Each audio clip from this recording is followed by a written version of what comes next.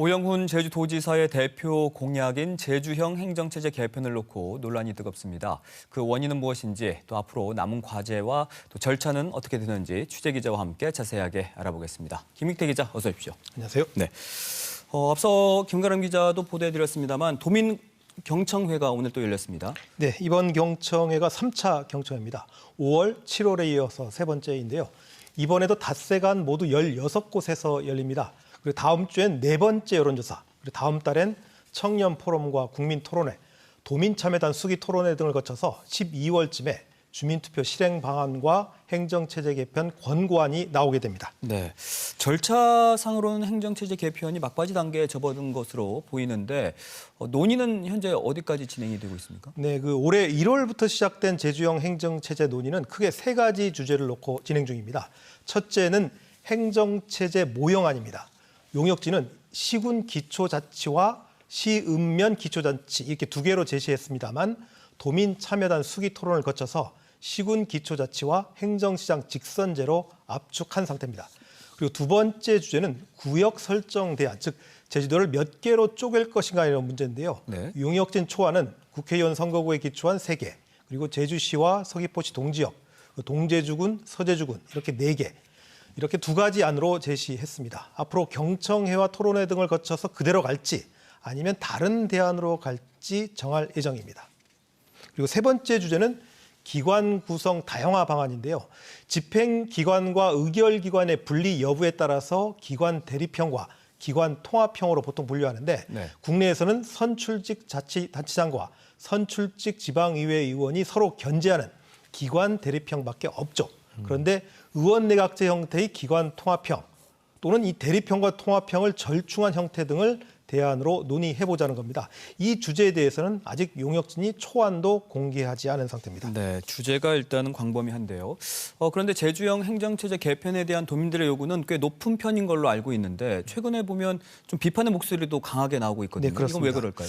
그 이유를 알려면 먼저 행정체제 개편에 관한 여론 추이를 좀 분석해 볼 필요가 있습니다. 2006년 특별자치도 출범 뒤 2개 행정체제에 대한 불만이 지속적으로 나왔다는 점, 이건 많은 분들이 알고 계실 텐데 그런데 그 대안은 한 목소리가 아니라 매우 다양합니다. 2018년 KBS 여론조사 사례로 한번 들어보죠. 행정체제 개편안 질문에 오히려 현행체제를 유지하자는 의견이 가장 높습니다. 네. 그 뒤를 행정시장 직선제 도입, 기초자치단체 부활, 행정시 분리, 읍면동장 직선제 등이 있습니다. 과반인 54%가 현행체제를 바꾸자는 데는 동의하지만 무엇으로 바꿔야 할지에 대해서는 뚜렷한 합의가 없다 이렇게 볼 수 있습니다. 근데 대안에 대해서는 우금민 지사 시절 또 원희룡 지사 시절에 행정시장 직선제로 어느 정도 도민사회가 합의했던 것 아닐까요? 네, 그렇게 볼 수도 있습니다만 행정시장 직선제 대안에 관해서는 이미 중앙정부가 명시적으로 거부했죠.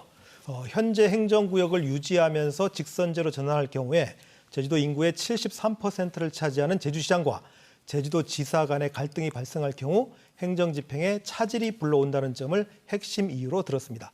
여기에다 행정시장 예고제, 즉 러닝메이트를 활용하게 되면 제도 개선 취지를 살릴 수 있지 않느냐 이런 점도 이유로 들었습니다.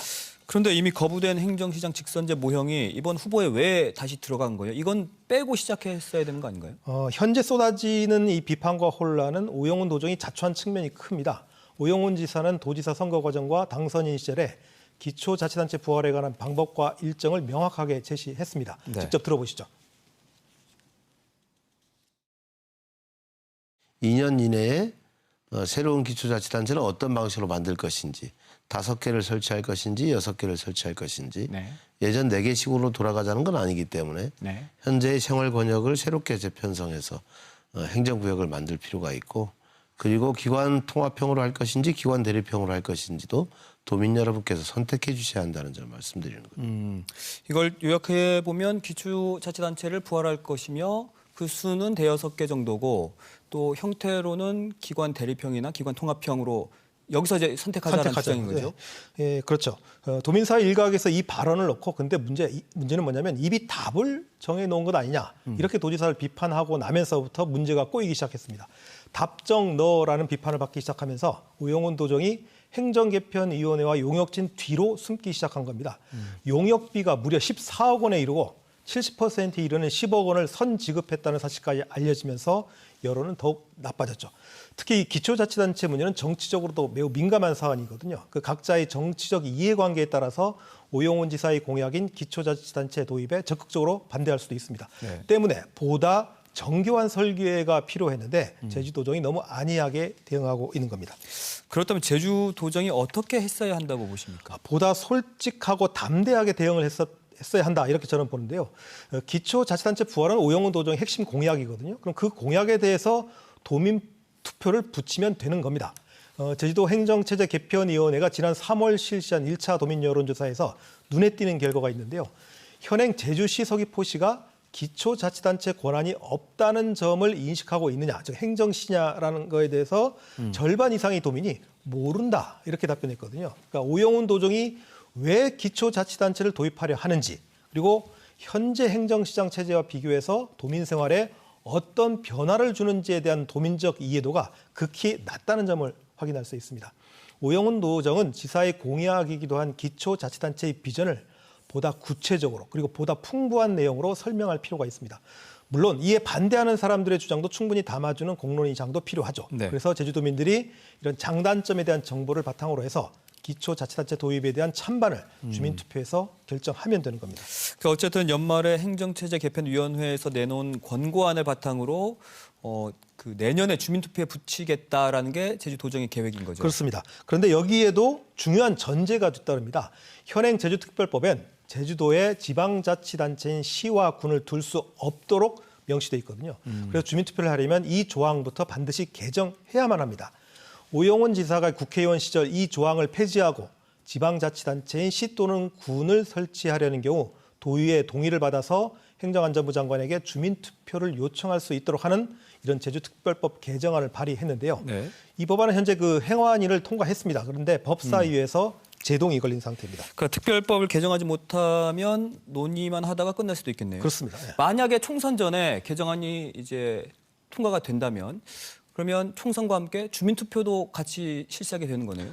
내년 4월에 주민투표가 있을 것이다. 그렇게 알고 계시는 분들도 많고 기자들도 그런 기사를 쓰고 있거든요. 근데 한국의 주민투표법은 주민투표를 활성화하기보다 가로막고 있다는 비판이 나올 정도로 규제가 많습니다.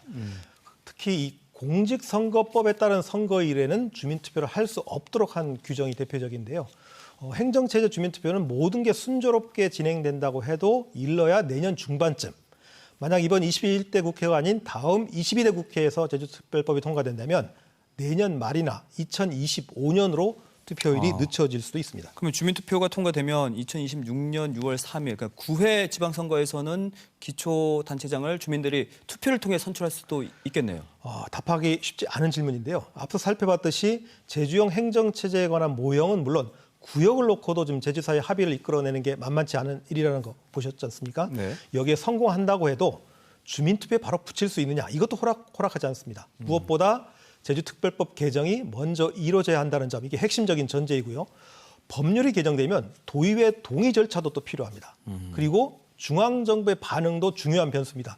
강제 규정이 아니라는 이유로 행안부가 미적거릴 수도 있거든요. 그래서 설령 또 주민투표에 붙인다고 해도 투표권자의 3분의 1 이상이 반드시 투표해야 합니다. 그리고 유효 투표수에 과반 득표를 해야만 효력을 인정받을 수 있거든요. 또 이게 끝이 아닙니다.